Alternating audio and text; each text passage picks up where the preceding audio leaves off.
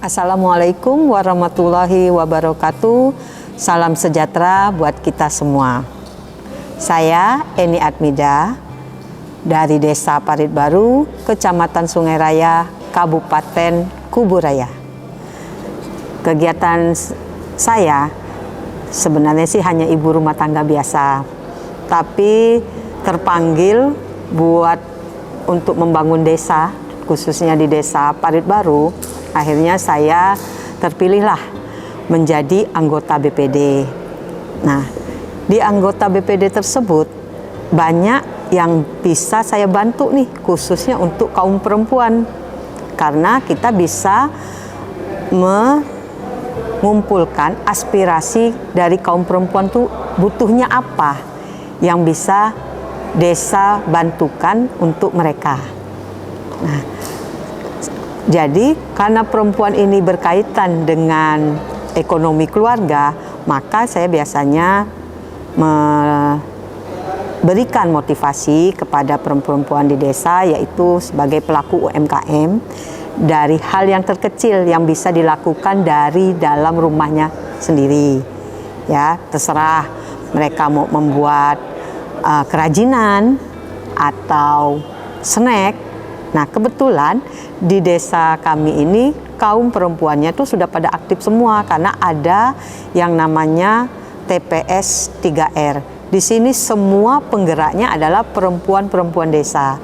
Nah, mereka mengolah sampah, ada yang dijadikan pupuk, kemudian sampah yang non-organiknya seperti botol-botol bekas itu mereka jadikan kerajinan-kerajinan, membuat kursi atau sofa dari botol-botol bekas. Nah, saya juga bantu karena mereka sudah membuat, otomatis kita harus bantu dong pemasarannya supaya perempuan-perempuan ini semangat. Hasil kerjanya ada hasil kan, hasil karyanya. Nah, itu kita bantu juga dalam pemasarannya. Nah, seperti itu. Nah, di samping kegiatan yang bersifat ekonomi, saya sering juga dalam seminggu sekali itu saya juga bergerak di bidang kerelawanan kemanusiaan. Nah, di sini kita dalam momen akhir tahun ini kita memandang atau memberikan santunan kepada masyarakat kurang mampu dengan cara berbagi paket Natal dan Tahun Baru. Nah, itu sudah kami kerjakan bersama rekan-rekan yang lain dan lebih banyak juga dari kaum perempuan yang ikut turut dalam membagikan paket tersebut. Nah, selain saya sibuk di desa, saya juga mengabdikan diri saya ini sebagai aktivis CU Pancur Kasih. Nah, dengan bidang Pokti Diklat. Nah, sebulan sekali itu biasa saya akan memberikan pendidikan anggota. Ya, nah, di mana kita memotivasi nih calon anggota dan yang sudah anggota untuk tahu ber-CU itu yang sesungguhnya.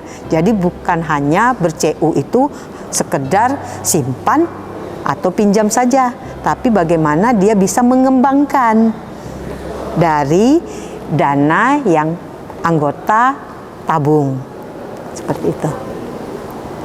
Jadi yang membuat saya bergabung atau menjadi anggota CU itu dari ajakan teman yang waktu itu dia juga sudah menjadi anggota daripada kredit union. Nah, saya tertarik nih, pengen tahu apa sih CU itu. Akhirnya mendaftarlah saya di CU Pancur Kasih, lebih tepatnya tuh di TP Jawi pada tahun 2006. Sampailah saat ini menjadi Pokti Diklat, memang memberi fasilitator untuk pendidikan anggota. Pada saat saya bergabung di CU Pancur Kasih, saya hanya sebagai anggota biasa saja dulu. Kita menyetor, menabung aja, dan belum melakukan pinjaman segala macam, belum. Pokoknya nabung aja dulu. Nah, lama-lama saya sering kalau nyetor kan pasti antrinya panjang nih. Nah, saya suka baca. Kadang di ruang tunggu tuh kan ada majalah, saya lihat ada anggota yang sukses nih. Nah, kok bisa ya anggota tuh jadi sukses dalam ber-CU? Jadi kepo, saya nih kepo, pingin tahu. Nah, makanya saya rutin bertanya kepada customer service yang ada di CU, bagaimana nih cara kita untuk meningkatkan atau mengembangkan tabungan kita. Nah, disitulah diajarkan bahwa kalau kita memahami CU dengan hati dan mengerjakannya juga dari hati kita, nah itu secara tidak langsung, perlahan tapi pasti keuntungannya akan kembali ke anggota tersebut. Keuntungan selama saya menjadi anggota Kredit Union Pancurkasih, tabungan meningkat, mendapatkan pelayanan terbaik dari CU dengan pinjaman untuk modal usaha.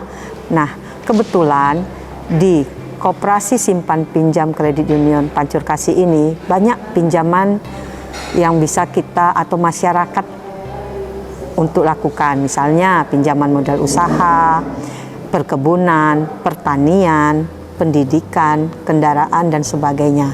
Nah, semua produk ini bisa masyarakat manfaatkan asalkan masyarakat mau bergabung menjadi anggota daripada kredit union, khususnya di Koperasi Simpan Pinjam Pancurkasih. Harapan kepada perempuan-perempuan yang ada saat ini, jadilah perempuan yang berdaya, berani mengambil peluang, keluar dari zona nyaman, menghargai setiap perkembangan dirinya, dan berani mengambil peran di masyarakat.